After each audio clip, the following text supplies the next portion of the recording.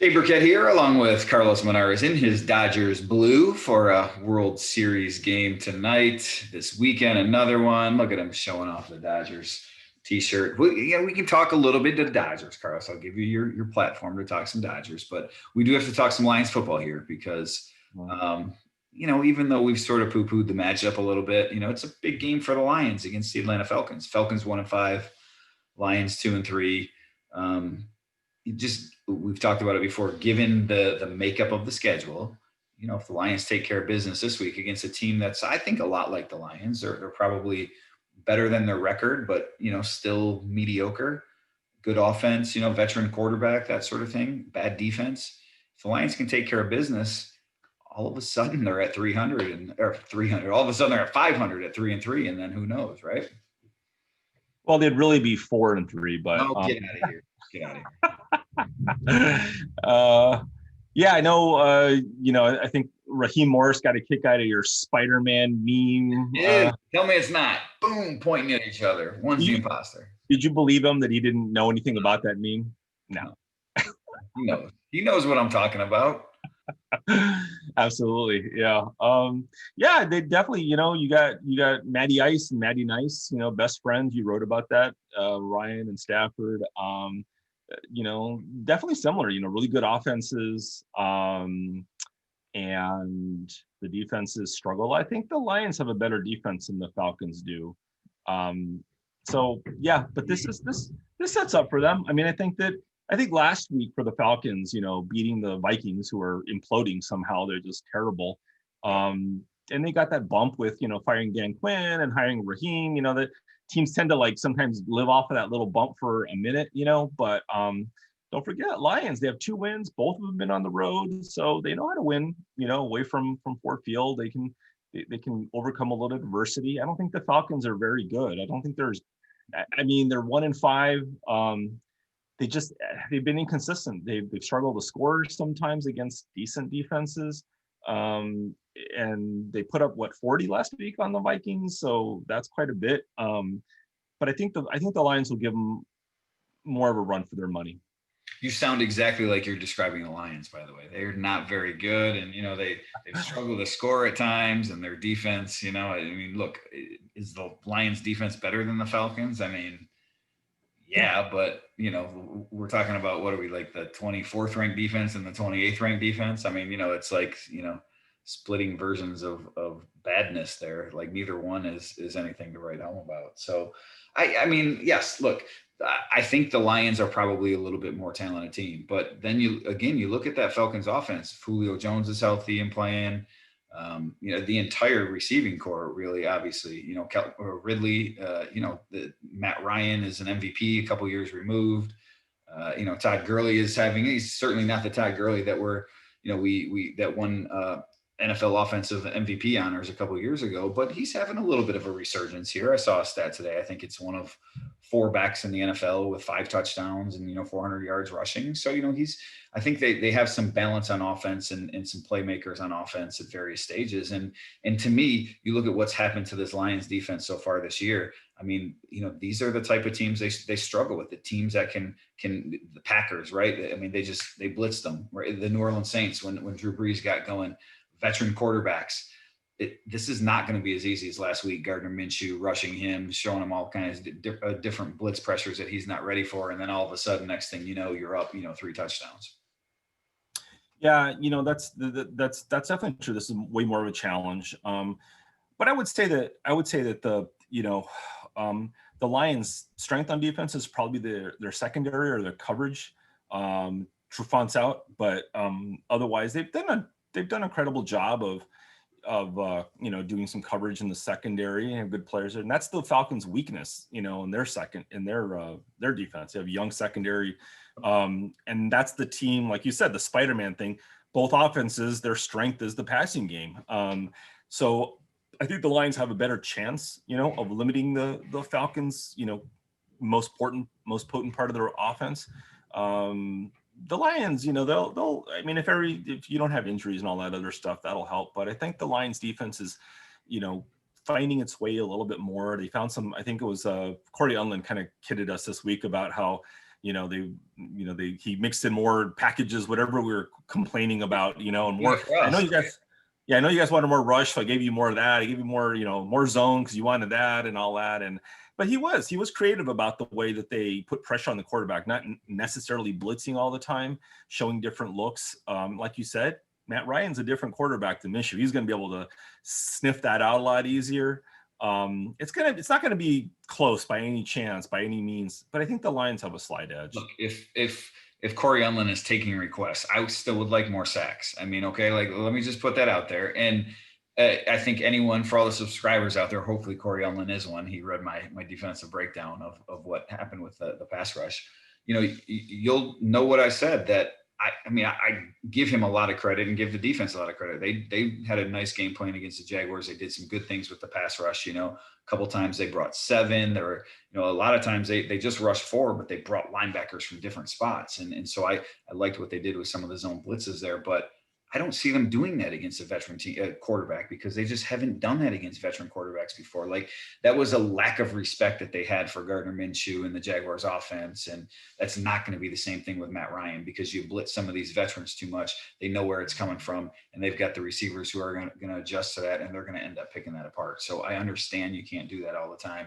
And as I watched some of that rewatch the game, I just don't know still that the Lions have the one-on-one players, the blue chip players to win those one-on-one matchups. So that's why I have my doubts whether that's sustainable. And ultimately, we'll get to our predictions here in a second, but ultimately I think this is going to be the team that has the ball last sort of wins game, because I don't know that either of these teams is going to be able to stop the other one. Yeah, definitely. It's going to be, I think you and I both kind of expect somewhat of a shootout. So, little things like Matt Prater, been a little bit balky in his longer field goal attempts. I think their field goal kicker's done pretty well. So, coverage, punt, little things, it's gonna go a long way. There's not going to be a lot of margin for error either team, I think. So, but the Lions are proving a little bit more opportunistic on defense with some takeaways lately. They had a little dry spell at the beginning. So I think the Lions have certainly talked about this. Any team that's probably struggled has talked about this, but the lack of a preseason, it's helping the team. The first 4 games are out of the way now. You could, if you want to say the first 4 games were the preseason this year, DeAndre Swift. The Titans, Packers, those teams struggle without a lack. Well, I'm saying, that's what I said. The teams that are struggling are kind of using that as an excuse. But it is true. If you have a team that's not very good, you need more time in the preseason to work out the wrinkles and get the rookies more involved. I think you're seeing that with guys like DeAndre Swift. Hopefully you'll see that from guys like Jeff Okudah moving forward. Yep. That's a tougher position probably to play, but I think the Lions are slowly gaining some confidence. But yeah, last kid with the ball on the playground's going to win it. How it's going to be, right? That's just how. All right, look, we'll get into our predictions here in a second, but it's still baseball season in the Monarrez household. I know that. So go ahead, take this platform. Let me hear it. What give me all the Dodger blue breakdown. Like, what are you most excited about? It's probably hurt a little bit the game the other day, but it's got to be nice to, in fact, Jack, little guy, in fact, he was wearing his Cal State Fullerton shirt the other day. I told him to get that off, or I'm kicking him out of the house. But anyways, I think it was maybe the Rays hit one of their home runs, right? And he was like, and I was like, oh, Uncle Carlos probably isn't happy at that. And he's like, you think Uncle Carlos is screaming at the TV or yelling at the TV right now? And I was like, I don't know. Maybe he's just angry. So I want to know, what sort of fan are you, Carlos? Do you yell at the TV when something bad happens to your Dodgers? Like, let all the Free Press readers here know, like, how deep does your love for the Dodgers go? How deep is my love? It's I'm a pretty controlled fan, like home runs and stuff. And I think I don't mind a home run. I don't mind when the other team makes a good play. Actually, it's when I was going to say Titans, when the Dodgers make a bad play, when they screw things up that are easy, or they screw up like a situational thing, or like the Lions blowing a fourth quarter lead. I think a lot of Lions fans can relate. Go ahead, keep going. I didn't mean to interrupt. Go ahead. Making kind of dumb, and the Dodgers don't make a lot of those kind of mistakes. So they're actually pretty easy to watch in that way that you don't see the same things bothering you all the time. So yeah, I give up. If the other team's just playing well, I appreciate. I love watching postseason baseball. I'll watch any team in the postseason. So I like watching good players. The only guy bothered me was your boy Ronald Acuna Jr. That dude is an attention hog. Some guy gets a bunt and he jumps out of the dugout and jumps around, and Fox can't just show him in slow motion enough. And why do you hate his enthusiasm? Plus, I love the yellow sleeve that he had. I mean, the gold cleats. Yeah. Mm-hmm. Yes. No, it's he's team got guy. The swag. He swag jack Darius Slay, who swag jacked Hootie swag jack a few years ago. I forget the cornerback from the Browns, not with the Steelers. What's his name? Joe Hayden. Yeah, Joe Hayden. There you go. Ronald Acuna.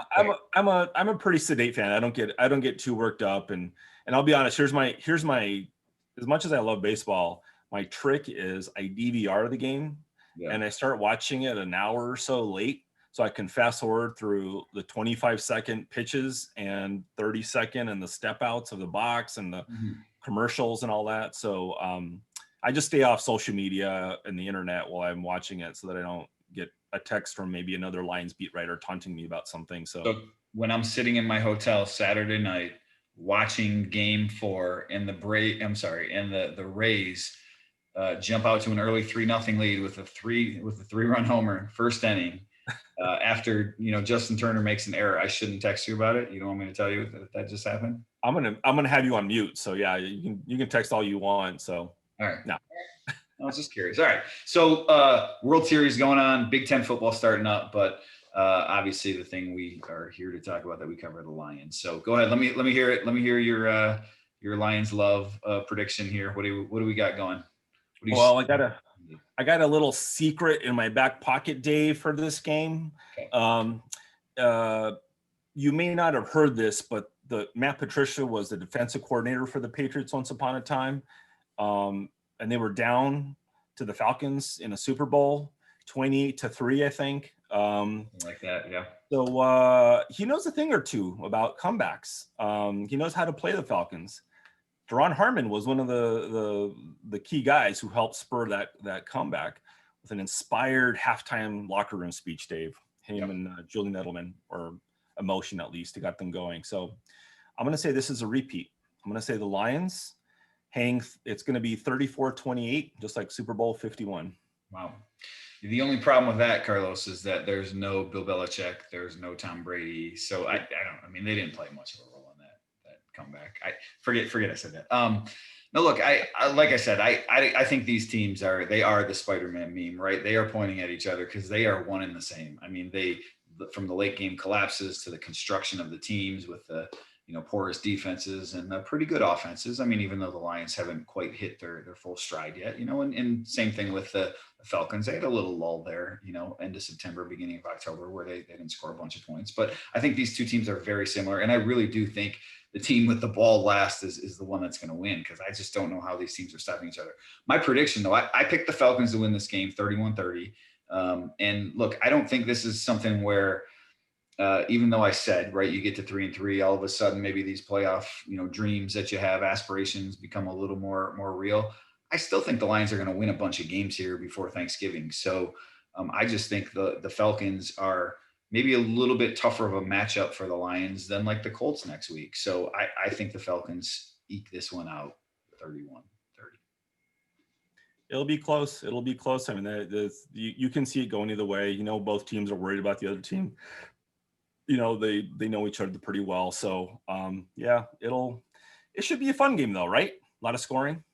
Hopefully, a lot of scoring, plenty to write about, and then we'll get to it should be some good weather for a few of us that are going down there. So the big question really is, after this game, does Sean Windsor actually come back in time to shoot a video by like Tuesday, or is he still going to hang out in Atlanta and get some sun? And I'm not familiar with the person you talk about, so. Oh, dead to you now. Okay. Yeah. That's, what I really want, maybe next week, you, me, and Jeff Seidel can shoot a video. Well, maybe we'll see if Jeff wants to get in on it. How about that? You think that's a good plan? If Mitch Albom isn't available, sure, let's do it. I'll tell you what, if somebody else from our paper is down in Atlanta with me this week, I will ask that person if if they can call Jeff to see if Jeff wants to join us on video. Because I don't know. I mean, we know what happened this week, right? We know where we stand in that other guy's eyes. And so I don't know. He's dead. Podcast superstar, Sean Windsor. Yeah. Just refuse. I'll give you guys 3 minutes and I got it. Did you pay him his honorarium? Did the check clear? Did he not? I did get a text from, again, I deleted the number from my phone, the name from my phone. So I don't know who it came from, but he said, "Hey, I am going to Atlanta this week." Let me read it. "Hi, I am going to Atlanta this week. Can you pick me up? Can you pick up my dry cleaning before I go to the airport and then pick me up too?" So I don't know who that was. I didn't respond yet. But I don't know. I think you might recognize him. His picture's on my, whatever. Do you have his credential for him? Are you going to drop it off at his hotel? He wants a back rub. I mean, this guy, he wants me to chauffeur him. I'm done with him. I'm telling you, I am done. We're going to see if Jeff Seidel will join the program next week, because that person is no longer welcome in our videos. That's fair. All right, that'll do it for us. We're going to get rolling here, so you can go watch your baseball and I can go eat some pizza with the kids. So that'll do it for Carlos Monarrez. I'm Dave Birkett. Go Rays, freak.com.